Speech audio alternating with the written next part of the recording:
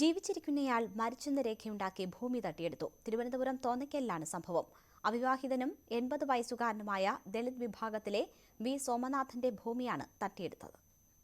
സോമനാഥന് ഭൂമിയുണ്ട്, പക്ഷേ അദ്ദേഹം അതിന്റെ അവകാശിയല്ല.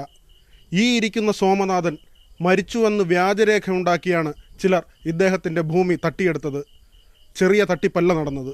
ദളിത് വിഭാഗത്തിലെ തൊഴിൽ രഹിതർക്ക് കൃഷിക്കും വീട് വയ്ക്കുന്നതിനുമായി 72-ൽ സർക്കാർ വിതരണം ചെയ്തതിൽ 2.5 ഏക്കർ ഭൂമിയാണ് വി സോമനാഥന് ലഭിച്ചത്.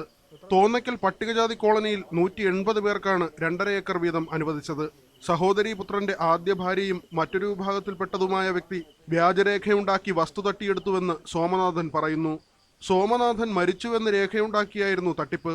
വ്യാജരേഖയുടെ അടിസ്ഥാനത്തിൽ 2012-ൽ തട്ടിപ്പുകാർക്ക് ഭൂമി കൈമാറി പട്ടികജാതി വകുപ്പിൽ നിന്ന് ഉത്തരവിറങ്ങി. സോമനാഥൻ മരിച്ചതിനാൽ അനന്തരാവകാശിക്ക് ഭൂമി കൈമാറുന്നുവെന്ന് ഉത്തരവിൽ വ്യക്തമാക്കുന്നു. മരിച്ചെന്നുള്ളവരെ അറിഞ്ഞിട്ട് 2 ആഴ്ചയായുള്ളൂ. 97-ൽ ഞാൻ മരിച്ചെന്നാണ് അവിടെ കൊടുത്തിരിക്കുന്നത്. കേട്ടപ്പോൾ തോന്നി മരിച്ചു ഒന്നാണ് പ്രയാസമുണ്ടായിരുന്നു. പട്ടികജാതി കോളനിയിലെ ജോയിന്റ് ഫാമിംഗ് സഹകരണ സംഘത്തിൽ 2.5 ഏക്കറിന്റെ ആധാരം പണയം വെച്ച് സോമനാഥൻ 15,000 രൂപ വായ്പയെടുത്തിരുന്നു.